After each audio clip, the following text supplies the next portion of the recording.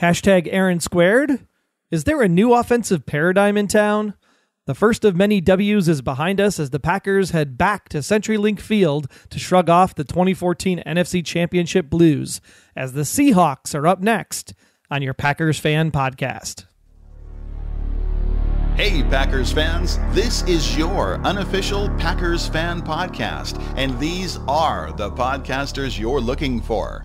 One of these guys was once a club DJ in a country saloon, and the other guy gave up his seats on the 20-yard line so 12,000 more fans could enjoy the game live.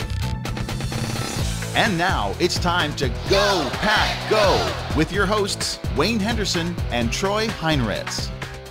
Welcome back to the show by and for fans of your 13-time NFL champion Green Bay Packers. We like to call it your Packers Fan Podcast. I'm Wayne Henderson, the Packers fan who still truly believes in his green and gold heart that the Packers are going to win all the rest of the games this season. And this episode, where we break it down a bit, was recorded November 13th, 2018.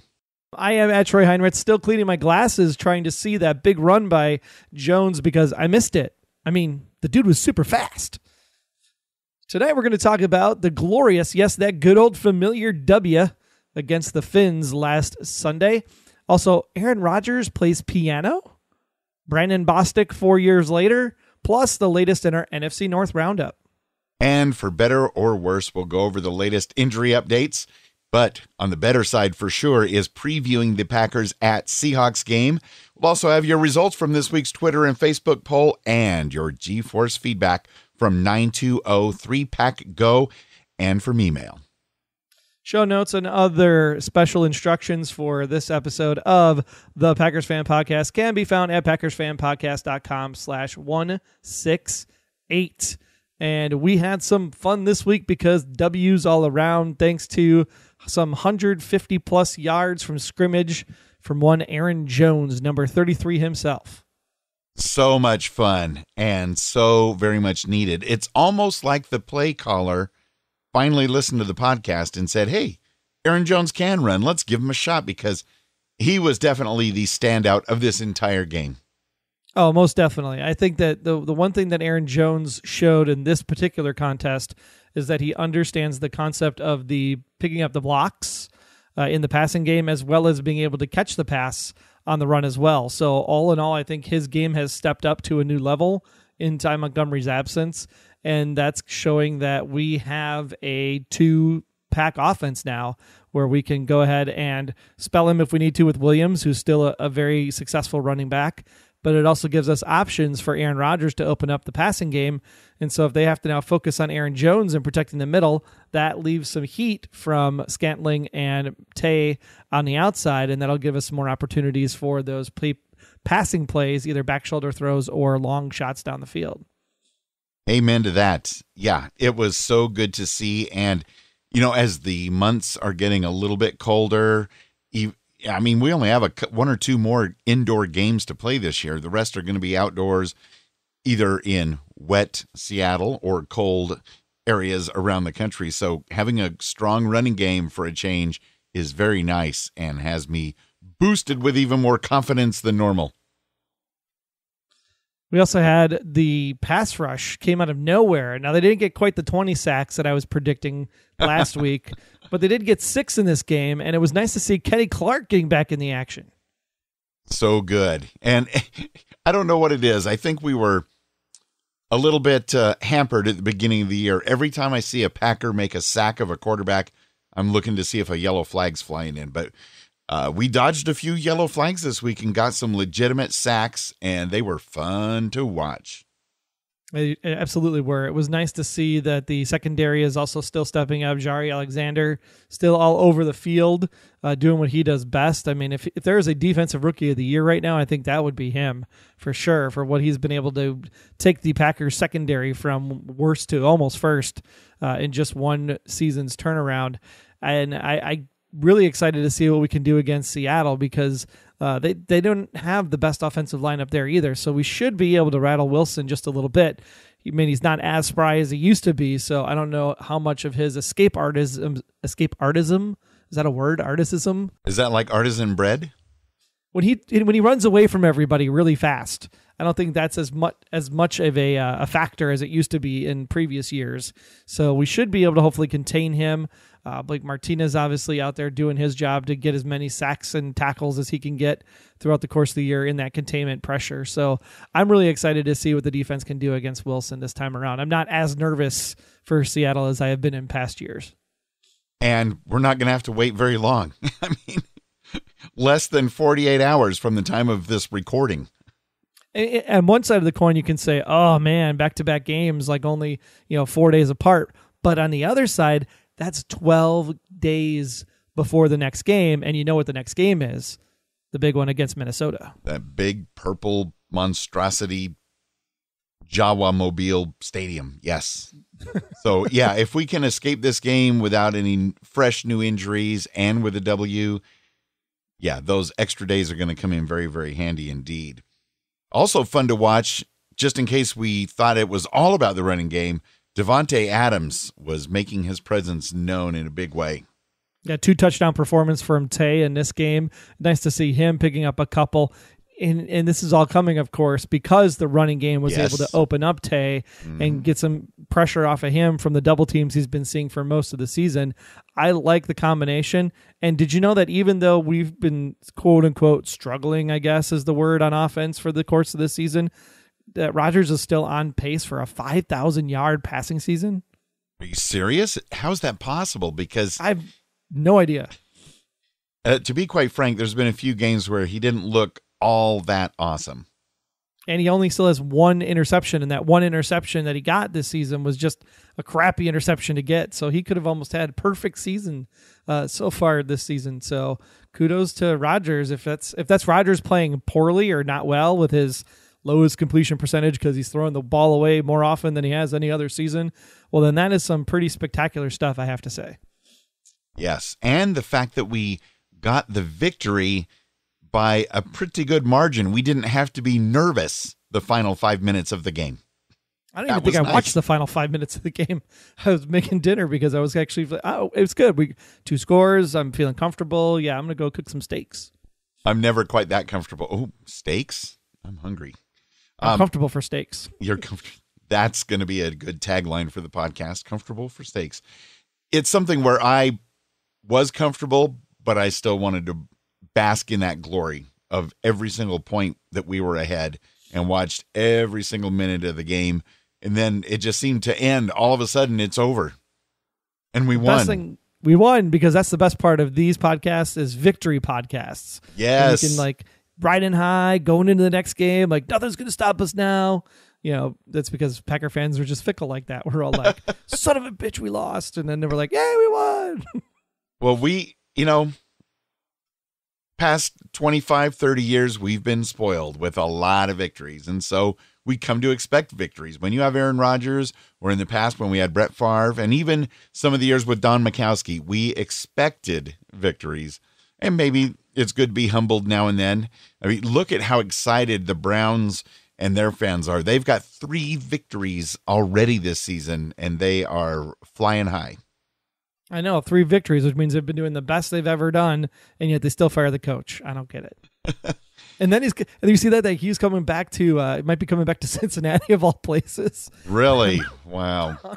I just don't know. It's choking me up. It's I can't believe that they're going to bring him back to Cincinnati. Oh, well, back to the Packers lowlights. AR-12, at least on TV, he doesn't appear to be having that much fun, or at least in this particular game. Though once it was over, then the smiles really came out. Is it just me, or is he just have his game face on? What's the deal, Troy? No, there was some highs and lows throughout the game. There was some stuff where he's laughing stuff off, and there was other times where you could see him. He just does that, arm throw. You're supposed to go the other way. You're supposed to. Why weren't you coming back to the ball? So there's still some clear frustration that he's having, and I think it pertains mostly to the scramble drill. Clearly, watching the coaches cam and what they were talking about on the broadcast, you can clearly see that once Rodgers gets out of the pocket, that you're supposed to be coming back to the ball and finding an open spot on the field. And some of those younger wide receivers that are in there right now, because of all the injuries, I don't see them coming back to the ball as promptly as, say, Tay does. You can, when you watch the coach's cam on Game Pass, you can see Tay break back to the ball very quickly. Everybody else is still like, huh, what? I thought I was still running my route. What? So, well, it might be time to... That's part of the frustration. That's understandable. Maybe we should try to alleviate that by putting Kumaro in there. I don't understand why that hasn't happened yet, especially with the fact that our wide receiver core is down. Cobb not going to be making the trip out to Seattle. I think this would be a perfect time to just test the waters and see what he can bring to the table. Maybe we're holding him back as a secret weapon when we play Minnesota. Oh, secret weapons. I like those. Oh, yet or hey.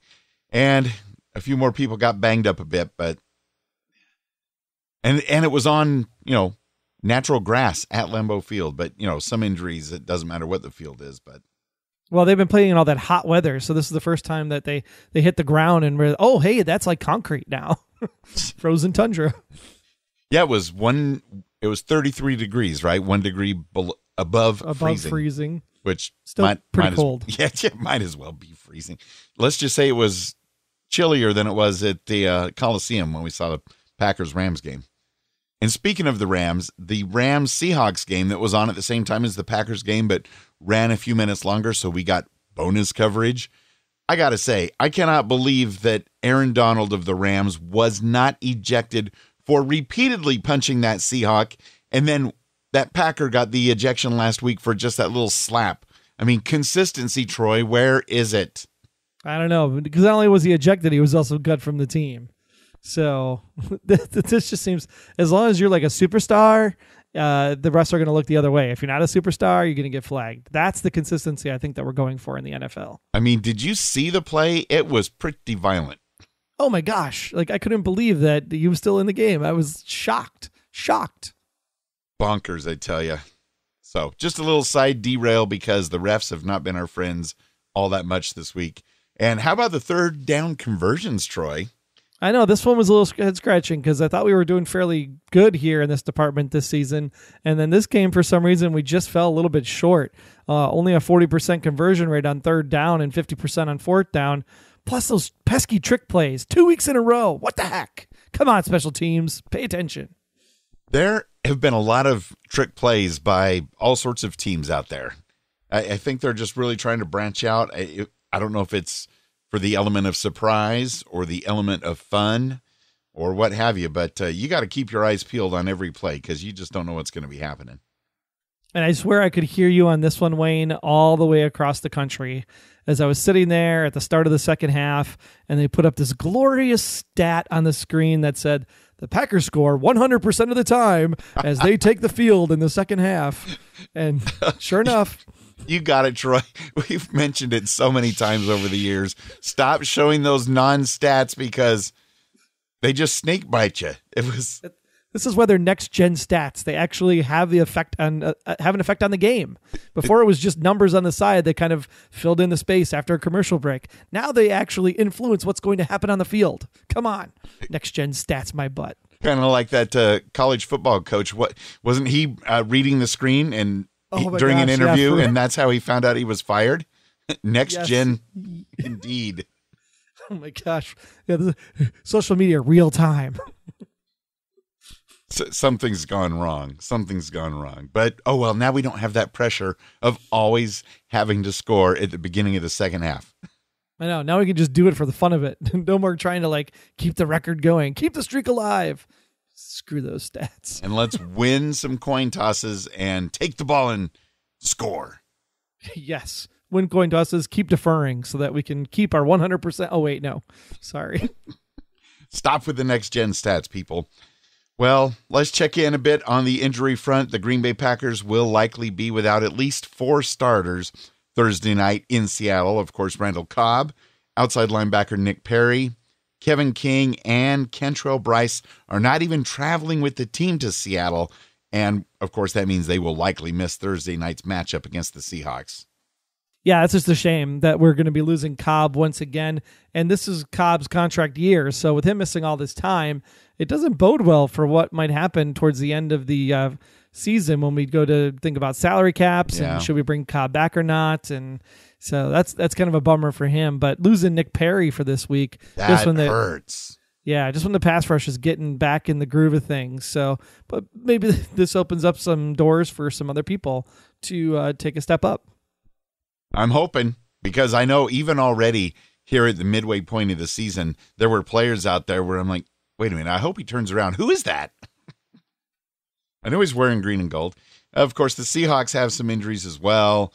Chris Carson, he's questionable with a thigh situation. Of course, Michael Kendricks was suspended.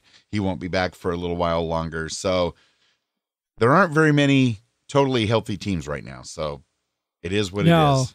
And the running back situation there in Seattle is driving me bonkers because I got Carson on my team, and then I picked up Davis that played in Carson's spot last week, who was tremendous and did one heck of a job. But now I can't play a Seahawk when they're playing against the Packers. I got to find some other people. Yes. It's always interesting because the Seahawks, they came close to winning that game last week, and they're losing the close ones. Of course, I'm hoping the Packers game against the Hawks is not close, and we don't have to worry about it. But one thing at a time, it is in Seattle. But before that, let's check in with the Packers Fan Podcast G-Force. We want to hear your thoughts after the Seahawks game for sure. So give us a call at 920-3PACK-GO or simply go to PackersFanPodcast.com/feedback. Hey guys, this is Mark calling, second time calling. Kind of losing my voice like you guys talk about if you have a voice after the game. The game's not over yet. It looks like the Packers have it in control. But first of all, I'm going to kind of go through just some positives and negatives.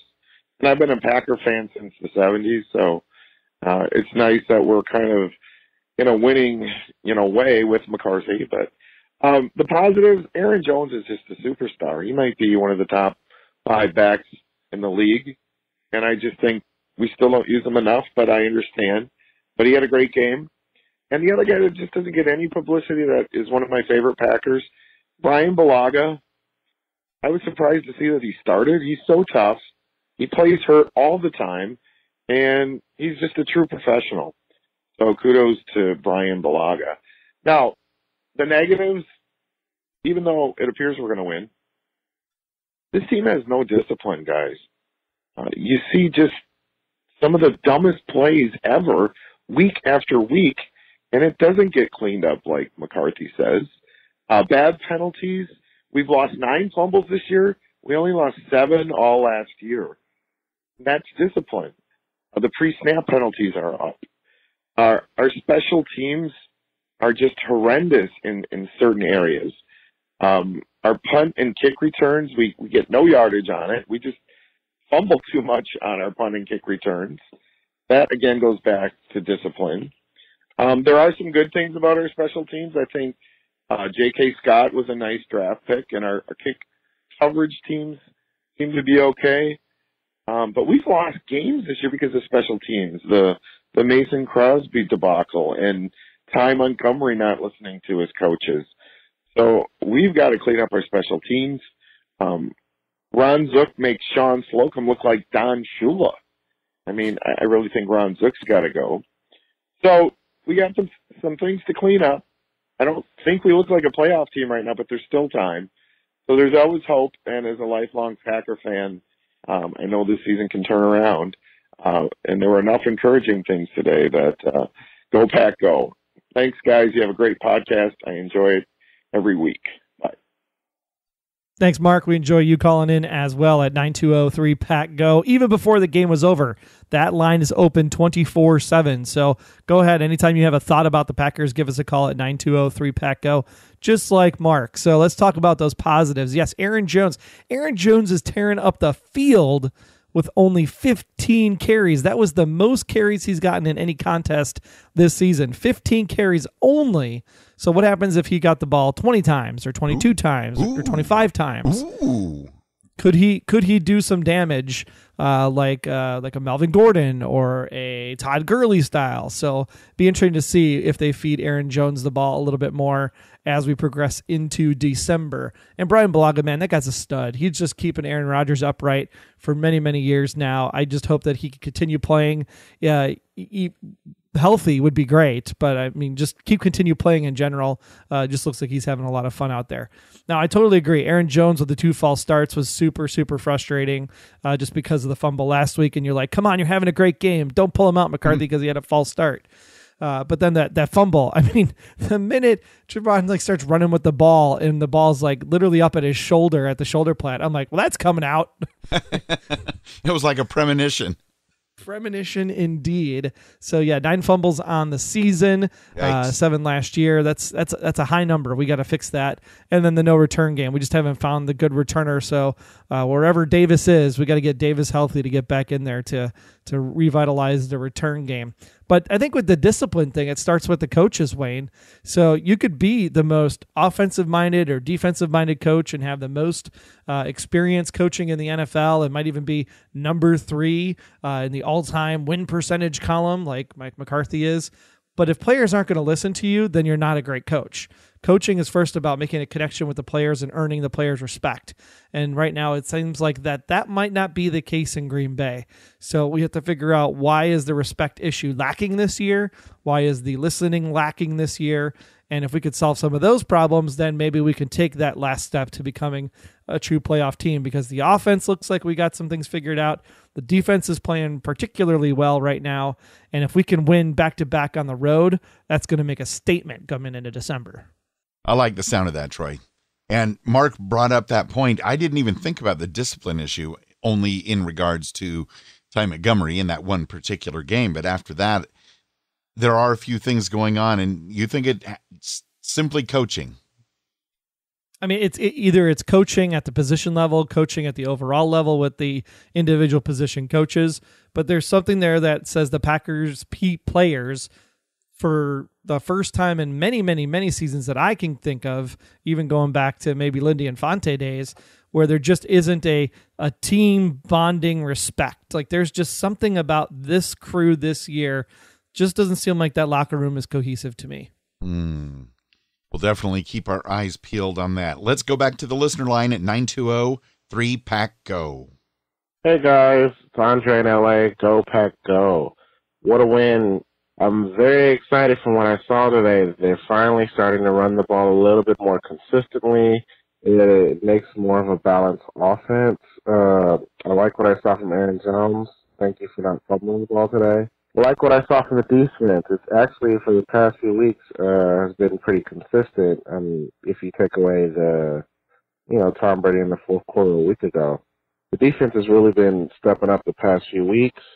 Aaron Rodgers and the offense seems to be getting more in sync. Special teams, though, we got to tighten it up. It's like second out of 3 weeks where we had a fumble on a return. The coverage also hasn't been the best on defense. But again, it was a solid win, a much-needed win. We play Seattle. Hopefully, we again try to run the ball, pound the ball against Seattle's run defense, let Aaron take a lot of that pressure off Aaron Rodgers, let him do what he does. The defense, I think they shouldn't have too much trouble controlling that Seattle offense. And, I'm hoping for let's get this streak going again. Let's run the table 2.0. Andre in LA, green and gold till I'm dead and cold. Andre, thank you so much for your call. And I do hope to see a lot of Aaron Jones running plays Thursday night, even if they are going to be wearing Color Rush all white. And white's actually not a color. It's the lack of color. I'm so confused with Color Rush. Oh, well. But a great call, Andre. And yes, running. That makes everything more balanced, whether we're talking about the Force in Star Wars or the Force of the Green Bay Packers. And I just love the fact that Andre consistently calls in. So thank you, sir, for being a consistent caller here at 920-3-PACK-GO. Just love hearing from you. So definitely pick up the phone, give us a jingle. Just even if you want to call us the minute Aaron Jones is running down the field to show us your screams of like, run like Forrest. Yeah, just call into the line and do it again, because I think we want to play those and we can make some kind of sound clip bit out of them. That'd be kind of fun. That would be amazing. And yes, talking about how fast that Aaron Jones run was, it just brought me back to when I was at that playoff game with the Cardinals and the Packers, and how slow the Eddie Lacy run was that could have won us that game and carried us into the playoffs further. But it's all in the past now. let's check in with this week's Monday poll that we have on Twitter at Packers Fan Pod, as well as in our Packers Fan Podcast community Facebook group. Regardless of the fact that the play didn't work as executed, do you agree with the Packers' bold decision to go for it on 4th and 2 from midfield? And before we check in with the voters, Troy, what do you say? Oh, absolutely. I think the defense is playing fairly well at that point.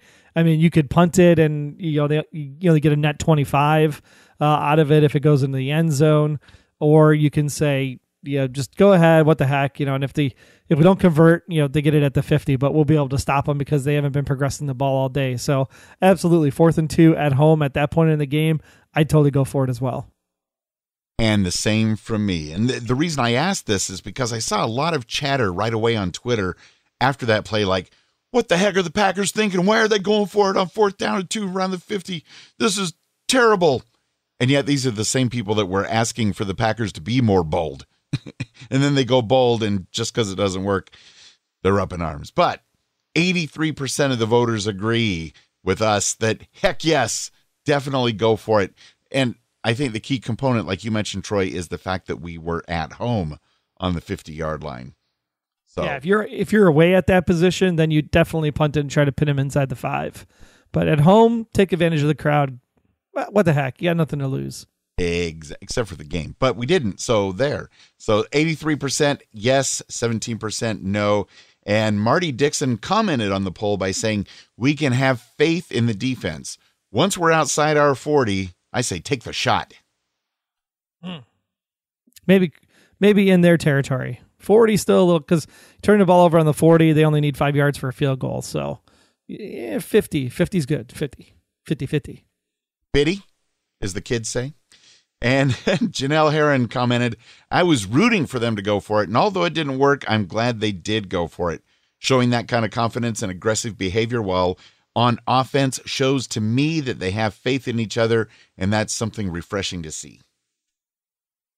All right, let's check in with the listener mailbag coming in from northern Wisconsin. It's Caleb Fisher, Mary Herkmiss, Diane Owens, and Laura LaPointe from Green Bay, Wisconsin, saying, hey, wanted to say this game was unbelievable. Aaron Rodgers did such a great job playing. Devontae Adams did well as well. And Aaron Jones, he's catching some balls too, like a wide receiver. All in all, this was a big step forward, and we know we can do a lot better than this. But no matter what happens this season, we will always cheer for our Green Bay Packers. Until next time, family, go Pack Go, bleed green and gold till dead and cold. Caleb Fisher and company up there in Wisconsin. Thank you so very much. Also got an email from Stephen in Palos Park, Illinois. The Green Bay Packers finally winning a game for the first time since we won on Monday Night Football against the 49ers. And we went on to beat the Dolphins 31-12. I mean, that's a pretty good margin of victory in my book. The Los Angeles Rams beat the Hawks 36-31 in LA, dropping them to 4-5, the Seahawks, that is. Can this lead to a second victory in a row for us? And that's something we haven't done all season, win 2 in a row. We need a streak building, Troy. We need a streak. I didn't even contemplate that in my brain, but that's totally true. We have not won 2 games in a row this season. How about we just win the rest of them and make it easy? Stephen continues, I would say that a win on the road is way overdue and very much needed now, as we're not going to be back home again until December 2nd when we play the mighty Arizona Cardinals. Since the game with the Seattle Seahawks is on national TV, Wayne won't have to watch in a restaurant. Correct, Stephen. And I should imagine that it will be dark in Seattle by kickoff. Yeah, about 5:20. Oh, it's going to be very dark. Well, dark. It's going to be like middle of the night over here, Central Time. So. And I'm sure that both Wayne and Troy are getting tired of talking about Packers losses, so I'm glad we're talking about a victory. And I'm sure some of the other folks are tired of me being a bit negative in my emails. Never. It adds humor to the podcast, Stephen. That's right. Smiley face emoji. However, I have to wonder why Aaron Rodgers and Mike McCarthy are not on the same page with each other. It's kind of like they might be tired of each other. Hey, you know what? When you're married to somebody for that long, it's possible. Maybe McCarthy should do a commercial with Aaron Rodgers. Oh, that'd be so great. Some bonding instead of those insurance rep commercials. Yeah, that's right. They need to do, coaches by your side or something, or teammates, get the work done together. Something. Bonding. That's what it is. Steven wraps up by saying, I realize that the Packers are going to need help from the teams that are playing the Bears and the Vikings. What are the chances of the Vikings getting 2 ties this season and the Bears having a game end in a tie against the Vikings at Soldier Field? And he signs off with that ponderous thought. Thank you so much for the email, Steven. I can't see that happening, but that would be mind-blowing. Just so happens that the Vikings and Bears are facing each other this weekend. Coincidence? I think not. And a tie, of course, in my fantasy world, not fantasy football, just my fantasy football world, would be a 0-0 tie, because that would make some headlines. That would be football then. Bears, Vikings, football, whatever. Manchester. We had some good thoughts from the Packers Fan Podcast Facebook community group, which you can easily find by going to packerscommunity.com. First up, Marty Koopman said the defense... Sorry. I didn't wait long enough for that, did I? Marty Koopman says the defense really rocked it today. Aaron Jones was killing it as well. Great job, Green Bay. Double exclamation point. Robert Kilimowski. Did I get that right? Robert Kilimowski. Best thing that happened was Bryce going out. Go back, go. Oh, my.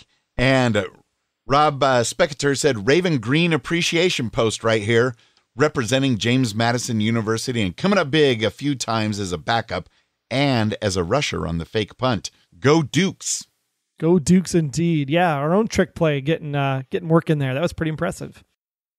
Check out even more conversations happening in our Facebook group. Again, it's at packerscommunity.com. There's conversations going on about Aaron Rodgers tickling the ivories. Yes. I haven't even heard about this yet. He did another commercial. This one's an Izod sweater commercial.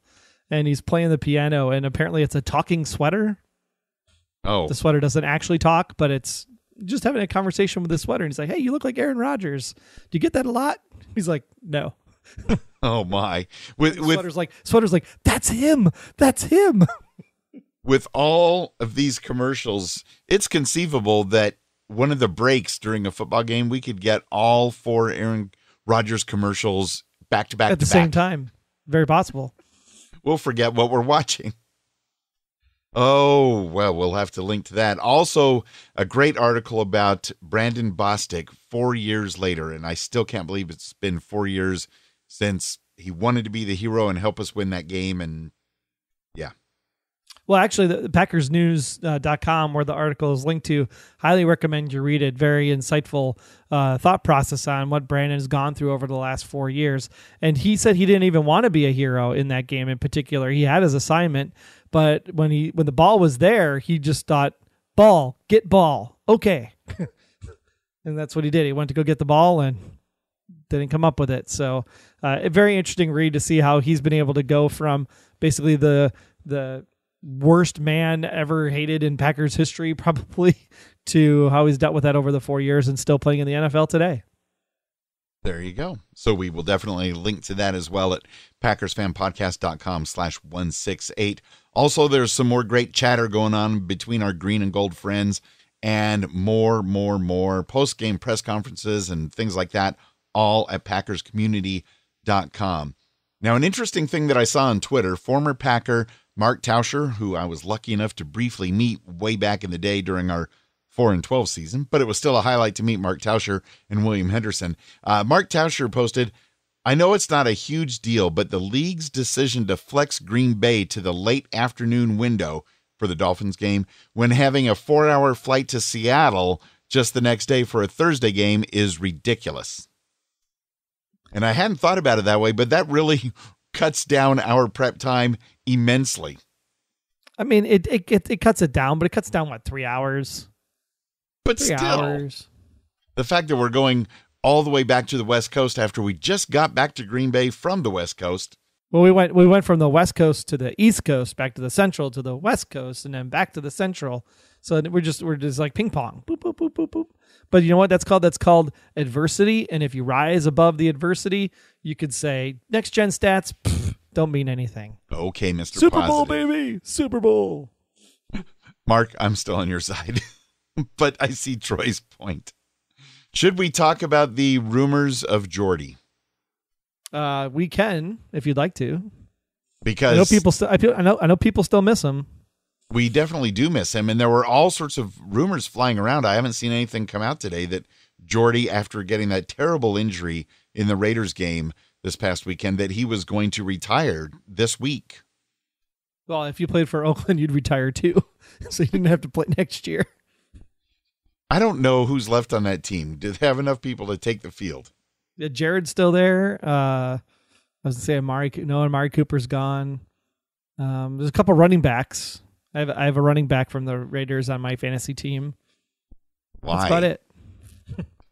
Well, because it's the only running back that was left when I drafted. Okay. Oh, okay. Well, it all could just be rumors. Somebody misheard something.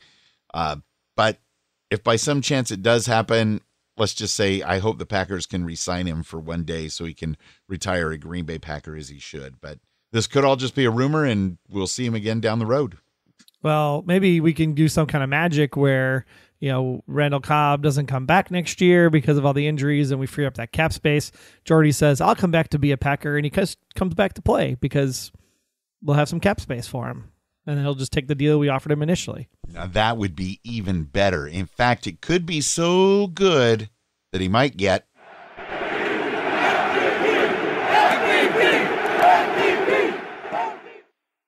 Well, Packers legend Willie Wood, according to Rob Demvosky of ESPN, the Willie Wood was a safety and was considered the best undrafted player in Packers history. So Packers Fan Podcast Patreon supporter Bryant is also undrafted, but still supports the team every day by supporting the Packers Fan Podcast at packersfanpodcast.com/support. He's doing it at the Willie Wood level in style at $24 a month. So thank you, Bryant, for your generosity and supporting your Packers Fan Podcast. Also, huge thanks go out to the Texas-only Green Bay Packers Fanatics Facebook group. They continue to show grit and determination with their monthly $12 a month Aaron Rodgers support level. Stay tuned for their Go Pack Go at the end of this episode. Supporting the podcast at the Brett Favre $4 monthly level, again, is that dedication to lifelong Packer backer Randy Westgame up there in Wausau, as well as Jeff Summerfield. And coming in at the Curly Lambeau $1 a month support, Hank Davis from the TPE network of podcasts, Aaron Peterson from the Hollywood Outsider, and Velvet Auclair herself. Yes, you too can not only call into the Packers Fan Podcast at 9203-PACK-GO at any time, but you can also give your hard-earned dollars as a tip to us to say thank you for all the great coverage that we provide week in and week out, all free of charge. So yes, if you want to give us a beer a month, that would be fantastic. Just go on over to packersfanpodcast.com/support, and that way you can go ahead and fill up the tip jar there and get some cool bonuses for yourself as well. And with the premium WordPress theme for the Packers Fan Podcast website coming up due this week, we especially thank you for your support. Thanks to Aaron, Hank, the Texas-only Green Bay Packers Fanatics, Bryant, Randy, Jeff, and Velvet for your support. We appreciate it, and go Pack Go. Go Pack Go, right up to the top of the NFC North, because the Lions, they keep going to the bottom, worse and worse and worse. Color me shocked.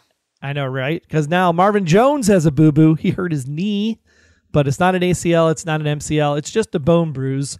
So where is Kerryon Johnson when you need him? So hopefully Kerryon will be picking it up the slack for the Lions, but it's too little too late because the Panthers play him this weekend, and that should finish off the Lions season this Sunday. Now over in Bear Country, Mitch Trubisky tried to shut up Chicago and tried to shut up the internet, but no one is still believing that he is the second coming of sexy Rex Grossman, Jim McMahon, and the coach combined. But he did have his best and cleanest game to date. And with Allen Robinson now 100% healthy and Khalil Mack back on the field, getting the Bears to lose 2 games, let alone 4, is probably going to be a challenge the rest of the way. The Bears are looking TOUGH tough. So hopefully I spelled that right. I was getting hit in the head with Mitch Trubisky footballs. Oh, my goodness. No worries. The Bears, the Bears. Right. But the Vikings were on bye. But they do play the Bears this coming weekend. So at this point, I think I'm still a Vikings fan because with the tie and we still play the Vikings yet, I think we need the Bears to lose one more game so that way when we beat them, we're officially ahead of them in the tiebreaker scenario. So I think I'm cheering Vikes over Bears this weekend. Gosh, that just hurts to even think about. Mathematically, I do know that we need the Vikings to either beat the Bears or tie them. I mean, of course, a victory counts more, but gosh, make me so happy just to see them tie. Yeah, I say I like Steven's prediction. I mean, maybe a tie would be the best thing out of this because 2 ties for the Vikings, then it's as good as a loss. And then the Bears are then right in line with us so that if we were to beat them, we would be tied with them and we would have the tiebreaker having beat them twice. So I think a tie is actually a really good scenario this weekend. So go tie. There we go. I'm ready. All right, well, that'll conclude our NFC North roundup for this week. It's still a very competitive NFC North. We still have all the possibilities of taking this thing, especially because we do our best playing in the second half of the season.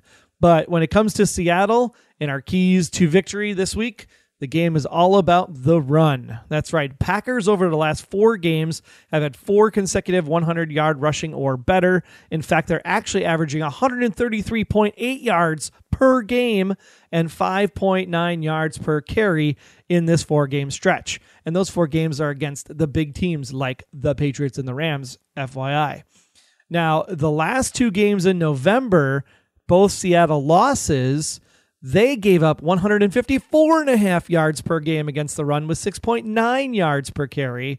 So that says, Aaron Jones, you are the money man this particular week. Run the ball, run the ball, run the ball. Because when you run the ball, you also keep the other offense off the field.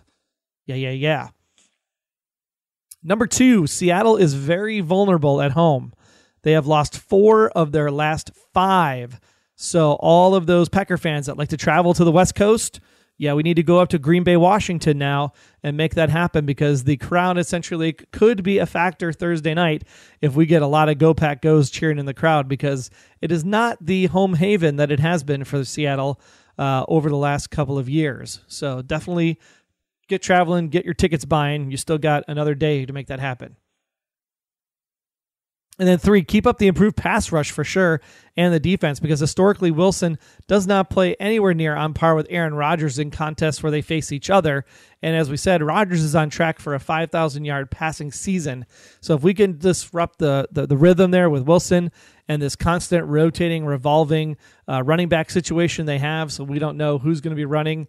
So that could be a benefit for Seattle because we can't game plan against it. Right. But at the same time, the offensive line doesn't know who's running either, which makes the scheme and the lanes and the lining up all that much more difficult for them. I think this totally puts us in the driver's seat for a great defensive matchup again. And then finally, if we can win the field position game, that will score benefits buco bucks over for us because our special teams stinks. So Trying to find the right word, huh? Any way to get Aaron Rodgers the ball on the 40 or better would be fantastic. I'll go for that. Those are excellent keys to victory, Troy. I can see it playing out in my mind at this very moment. Let's check in and see what the official Green Bay Packers organization has to say about this game with the Packers Dope Sheet highlights for this game. And, of course, we'll link to the entire Packers Dope Sheet at PackersFanPodcast.com/168. The Packers are now at 500. We are the 4-4-1 Green Bay Packers, heading back out west to play the 4-5 Seattle Seahawks.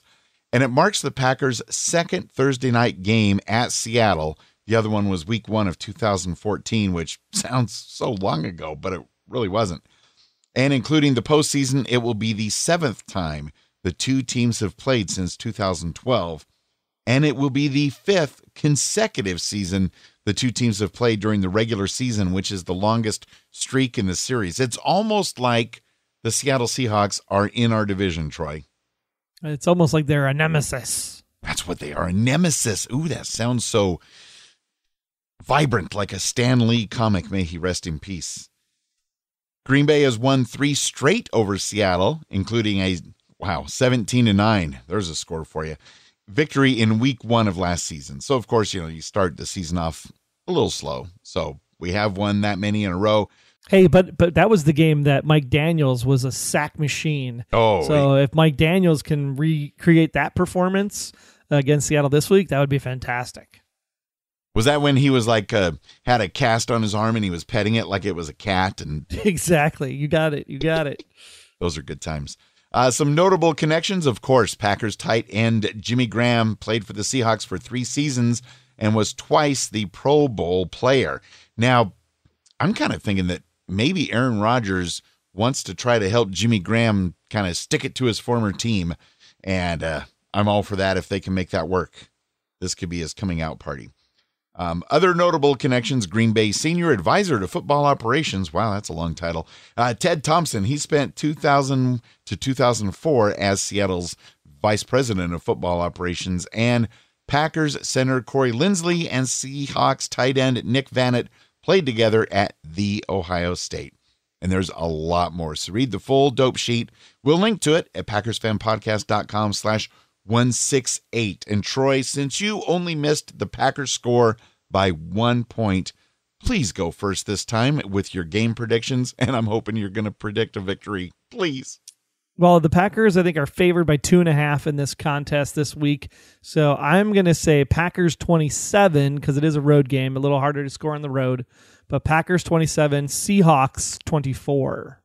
I'm pretty close to that myself. I'm seeing that 2.5. I'm going to be on the other side of that 2.5 point spread. Packers 30, Hawks 28.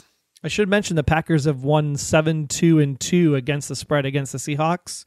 So be careful there. You know, you're giving the Hawks a victory if you're betting for entertainment purposes only. I just want the Packers to win. I'm not betting. Okay. You could have made it 31. I'm just saying. Let's make it 75-28. 12 touchdowns from Aaron Jones. Game time weather in the Emerald City. It's cloudy and dry at kickoff, at least at this point. But as always in Seattle, there's a chance of rain coming in near the end of the game. So we got to be ready for this kind of stuff. That's right. Aaron Jones just needs to follow the yellow brick road all the way to the end zone as we conclude this edition of your Packers Fan Podcast. It's the unofficial Packers Fan Podcast, not affiliated with the NFL or the Green Bay Packers. However, we'd love to be part of the organization. If someone just wants to give us a call or an email, they can do that at media@PackersFanPodcast.com. And all season long, follow us on Twitter at PackersFanPod. Also follow my personal account. I'm at Wayne Henderson, and I'm also doing the Don't Blink podcast, which is a fan podcast devoted to Doctor Who. And this season is a total game changer. So if you're into the Whovian stuff, check out the Don't Blink podcast as well.